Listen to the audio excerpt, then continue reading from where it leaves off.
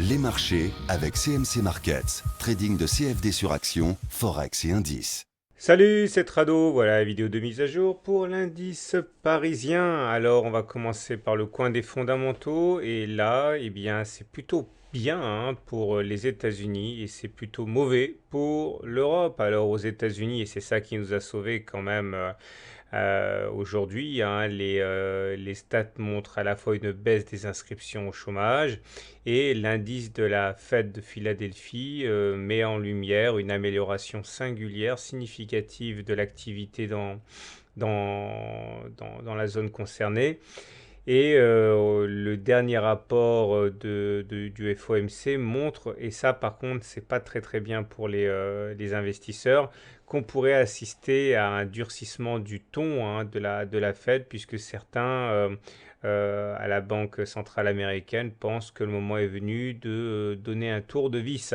Donc ça c'est l'élément plutôt, on va dire, médiocre du bilan. Quant à l'Europe, eh bien, pas de chance. Une fois de plus, les dernières statistiques montrent une contraction, et ceci pour le septième mois consécutif de l'activité en zone euro. Alors ça donne quoi sur le marché parisien? Eh bien, ça donne ça.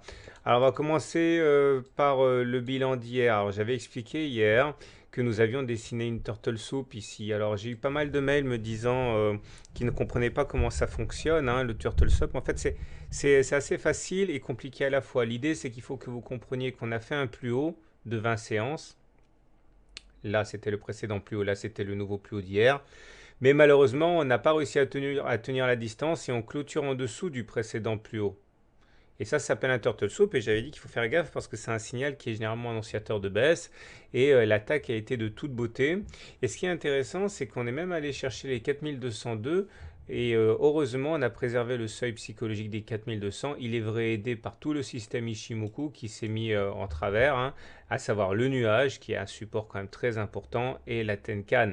Alors également autre chose qui a tenu, c'est cette oblique de référence bleue qu'on va suivre de près. Alors plusieurs choses à dire. La première chose à dire, si on regarde un petit peu les indicateurs techniques, c'est que j'ai tracé sur le RSI l'oblique sentinelle qui correspond à l'oblique bleue des cours. On voit qu'elle a déjà lâché sur le RSI, et si eh bien, on devait en même temps assister à une cassure de l'oblique homologue sur les cours, il faudrait vraiment se mettre à l'abri parce que généralement ça casse pas pour rien quoi. Donc pour l'instant pas de panique, ça tient, et seule l'oblique sentinelle a lâché.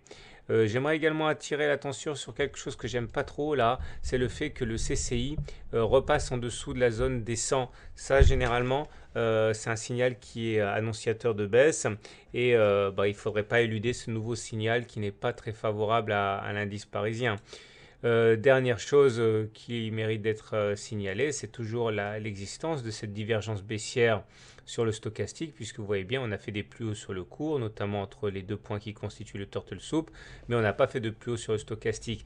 Alors ce qui rend les choses très compliquées, sur, sur le momentum également, vous avez une divergence baissière. Ce qui rend les choses compliquées, c'est qu'on est quand même au contact d'éléments qui plaident pour une prudence pour les baissiers. Alors vous l'avez compris, il y a la Tenkan qui est en support, il y a le nuage qui est en support, il y a l'oblique qui est en support, et puis la règle du stochastique dit que normalement, eh bien, on ne shorte pas lorsqu'on est dans la zone de surachat, parce que c'est super dangereux. C'est les moments les plus passionnants d'analyse technique, c'est-à-dire que tout le monde est complètement perdu, et seule l'analyse technique peut, si elle est bien décryptée, si on a un peu de chance, avouons-le, savoir ce à quoi on peut s'attendre. Alors j'aimerais, et dernière chose avant de passer au scénario, revenir sur l'étoile du soir d'aujourd'hui, qui n'en est pas une, et vous allez comprendre pourquoi. Alors j'ai vu pas mal de commentaires, alors je cherche mon slide, voilà, il est là, voilà. Donc j'ai vu pas mal de commentaires sur les forums disant attention, étoile du soir, c'est signal baissier. Alors ça tombe bien parce que vous allez rigoler, mais c'est justement une des figures que j'aborde dans mon dernier e-book qui va sortir ce soir. Et j'aimerais faire une petite promo par rapport à ça pour expliquer ce qu'il y a dedans. Mais pour l'instant, comprenez bien qu'une étoile de soir, c'est ça. C'est-à-dire une combinaison à 3 bougies à réputation baissière avec des bonnes stats de réussite. Et ça fonctionne le mieux quand vous avez une bougie verte de taille plutôt sympathique, normalement, une bougie rouge, qui peut être rouge ou verte en fait. Et par contre, la troisième bougie, la bougie 3, est rouge. Alors, il y a des variantes, hein. Les variantes, c'est quand la bougie 2 sera verte, ou alors lorsque la bougie 2 sera carrément un dougie, on appelle ça un bébé abandonné du soir. Il faut savoir que dans près de 70% des cas, mais enfin bon, ce sont des statistiques qui sont un peu débiles parce qu'il faut toujours contextualiser, on a une baisse derrière. Alors ça, c'est la configuration parfaite. Et la configuration imparfaite, c'est la même chose, sauf que vous allez avoir entre les bougies 2 et la bougie 1, et entre la bougie 2 et la bougie 3, non pas un gap, comme ici, vous voyez, il n'y a pas de cotation entre la bougie 2 et la bougie 1 et la bougie 2 et la bougie 3. Par contre, dans la formule imparfaite, vous allez avoir une absence de gap, c'est-à-dire que les mèches vont se chevaucher. Donc, il n'y a pas de véritablement gap, c'est ce qu'on appelle une formule imparfaite. Alors, par contre, ce qui est sûr, c'est que normalement, pour qu'il y ait une étoile du soir, il faut au moins éviter que les corps ne se chevauchent. Il faut que la bougie 2 ne chevauche pas, le corps de la bougie 2 ne chevauche ni le corps de la bougie 1, ni le corps de la bougie 3. Les mèches, ça va. Les corps, ça va pas. Voilà, par exemple, une étoile du soir imparfaite. On voit bien que le corps de la bougie 2 frôle le corps de la bougie 1, frôle le corps de la bougie 3, mais seules les mèches et les corps se chevauchent. Les corps eux-mêmes ne se chevauchent pas. Autre exemple ici, sur Renault, vous avez la baisse derrière, hein, les corps ne se chevauchent pas, seules les ombres éventuellement peuvent se chevaucher. Regardez les effets assez intéressants qu'on a. Alors si j'en parle, c'est parce que aujourd'hui, ce n'est pas une étoile du soir. Hein. Ce n'est pas une étoile du soir parce que regardez, ce corps-là chevauche ce corps-là. Donc ce n'est pas une étoile du soir. Il demeure que c'est un signal baissier. Pourquoi? Parce que ça montre bien l'inversion de tendance haussière. On était en hausse, on a douté, et on enchaîne avec une séance de baisse. Donc effectivement, psychologiquement, c'est pas bon, mais ce n'est pas une étoile du soir si on veut absolument être rigoureux.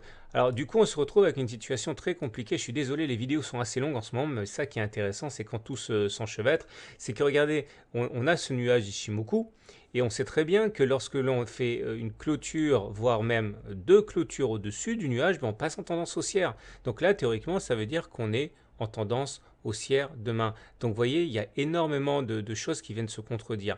Alors bien malin celui qui dira comment on va finir la séance. Mon scénario de référence quand même, c'est que on va avoir une impulsion baissière, on va avoir une attaque, on va avoir un nouveau test pour le casser de cet oblique noir, de cet oblique bleu. Donc il va y avoir une poussée baissière à mon avis, mais au-delà, je ne sais pas du tout ce qui va se passer parce que vous avez compris, il y a des éléments haussiers comme il y a des éléments baissiers. Voilà. Alors pour terminer, maintenant que j'ai donné mon scénario, j'aimerais vous parler un petit peu du nouvel e-book qui va sortir ce soir. Il est un peu spécial parce que c'est un e-book qui est vraiment à destination des niveaux intermédiaires pour le coup, puisque c'est le niveau 2 des chandeliers japonais. Alors je voulais vraiment éviter, parce qu'on m'a demandé, Trado, fais vite un autre e-book sur les chandeliers japonais, etc., etc.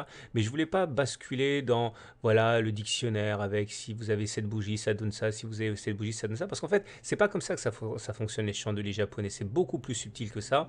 Donc en fait, j'ai réalisé un chandelier, un e-book sur les chandeliers d'approfondissement pour que vous compreniez l'esprit, la psychologie, le champ de bataille que constitue un chandelier. Donc oui, bien sûr, il y aura des figures, il y aura même beaucoup de figures, notamment des figures qui sont pas très très connues et que j'aime beaucoup parce que c'est des bougies de gestion du trade et pas simplement d'entrée en position, comme la ligne sous le cou ou encore la ligne de poussée, etc. Il y a aussi des stars, hein, comme la fameuse étoile du matin, étoile du soir. Mais au-delà, c'est vraiment un e-book que j'ai voulu d'approfondissement. Et c'est le premier, effectivement, qui s'adresse, on va dire, d'abord aux traders de niveau intermédiaire et pas seulement il n'est pas forcément accessible tout de suite à ceux qui débutent, qui doivent commencer par le e-book Chandelier japonais numéro 1. Voilà, je vous souhaite une bonne soirée, je vous souhaite de bons trades, je m'excuse excusez-moi pour la longueur de la vidéo, mais c'était assez technique, il fallait bien expliquer les choses. Maintenant, place à Genfit. Salut, c'est Trado. Alors pour faire écho à de très nombreuses demandes que j'ai reçues, je vais mettre à jour la vidéo de Genfit. Alors ça va être une analyse assez complète. J'espère ne pas déboussoler ceux qui débutent en analyse technique. On va commencer par le premier outil d'analyse technique que j'affectionne, c'est la technique de Ishimoku. Alors Ishimoku, vous voyez, le plus important, c'est de retenir qu'il y a un nuage ici. C'est la zone qui est bleutée. Tant qu'on est au-dessus du nuage, eh bien on est en tendance haussière. Regardez là, une fois qu'on est passé au-dessus du nuage, vous voyez comme les cours n'ont pas déçu. On est venu retester le nuage sur la période de septembre 2013, mais finalement ça a bien joué son rôle de support, on a rebondi. Et vous voyez qu'on est toujours clairement au-dessus du nuage qui est là, donc on est clairement en tendance haussière. On a un ensemble de sentinelles qui vont garantir la pérennité du mouvement haussier. Il s'agit d'une part de la Tenkan ici, la petite courbe en marron, et ensuite de la courbe verte ici qui s'appelle la Kijun.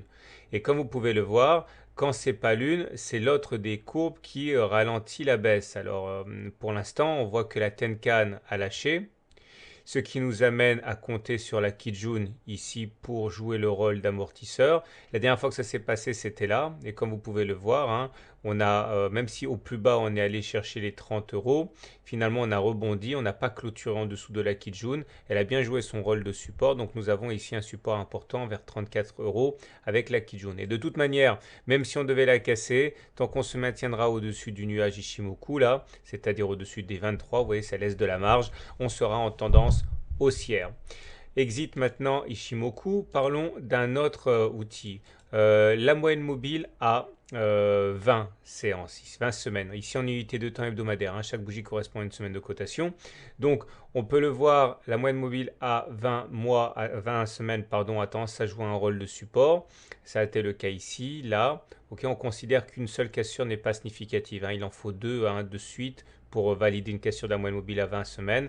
Et là, vous voyez qu'elle a bien joué son rôle. Et en ce sens, ce qui vient de se produire cette semaine est assez significatif puisqu'on est venu toucher la moyenne mobile à 20 semaines et rebondir. Donc clairement, tant qu'on se maintient au-dessus de la moyenne mobile à 20 semaines, et en l'occurrence, tant qu'on n'enchaîne pas deux clôtures en dessous de la moyenne mobile à 20 semaines, on est aussi également à cet égard en tendance haussière au regard de l'indicateur technique qui est la moyenne mobile à 20 semaines. On va enchaîner maintenant avec la technique dite de dos. Alors, c'est assez facile. La tendance est haussière lorsque l'on enchaîne des pics qui sont ascendants, comme vous pouvez le voir, et que l'on enchaîne également des creux qui sont ascendants. Tant que les pics et les creux sont ascendants, on est en tendance haussière.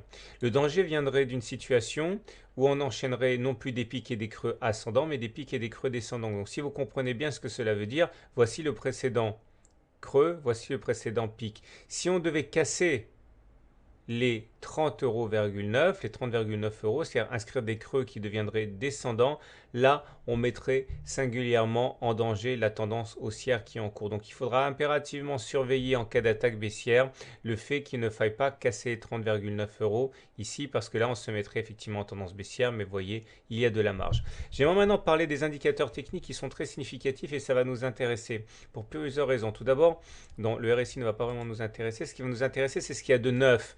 Le stochastique qui vient de passer en dessous de son signal. Ça veut dire que la tendance, elle est effectivement, au regard de cet indicateur, en train de changer. C'est-à-dire qu'il y a une pression baissière qui est en train de se manifester. Et c'est confirmé par le MACD qui lui aussi vient de croiser son signal à la baisse. Ça nous place dans une grande vulnérabilité actuellement et il ne faut, non ça on va pas en parler parce que c'est pas significatif et il faudrait pas que le momentum passe maintenant en dessous de zéro parce qu'on aurait une accélération de la baisse. Alors pour faire simple, on semble effectivement parti pour une pression baissière mais c'est normal parce que toute la côte parisienne aujourd'hui est soumise à une pression baissière. Pour l'instant, on perd 2%, mais il faut bien comprendre que on est sur des supports, que ce soit la moyenne mobile à 20 semaines, mais également ici, on aurait une alerte au cas où cette oblique noire serait cassée. Elle est prête à recueillir les cours vers 34 euros et une cassure de ces 34 euros probablement nous amènerait à aller tester le précédent creux à 30,6 euros qu'il faudra, vous l'aurez compris, pas casser par le bas. Alors pour faire simple, ce qu'on peut dire actuellement, c'est que la dynamique elle est en train de s'inverser. en ce sens qu'il y a une pression baissière qui est en train de se mettre en place. Ça se voit notamment à la baisse assez conséquente qu'il y a eu cette semaine. Pour l'instant, on est à 8% de pertes sur la semaine et c'est pour ça qu'à mon avis, j'ai reçu beaucoup de demandes. La semaine dernière, on avait perdu près de 2% et la semaine d'avant, on avait perdu encore 5%. Donc il est vrai que certains commencent à s'inquiéter. Néanmoins, il faut comprendre qu'au regard des grands indicateurs de tendance qui sont Ishimoku, la moyenne mobile à 20 semaines et également la théorie de dos, on n'est pas en tendance baissière, on est toujours en tendance haussière. Mais donc la première alerte serait la cassure de cet indicateur de la moyenne mobile à 20 semaines à 34 euros. Pour terminer, les seuils à surveiller de près, donc après les 34,7, c'est l'oblique qui est là. Et surtout, ne pas casser les précédents plus bas à 30,95 euros. Tant que c'est préservé, eh bien on est toujours en tendance haussière et les chances d'aller sur les plus hauts seraient maintenues, voire même de les dépasser. Voilà, dynamique, pression baissière, mais la tendance demeure haussière. Voilà, je vous souhaite une bonne journée, de bons trades et je vous dis à très bientôt pour une mise à jour.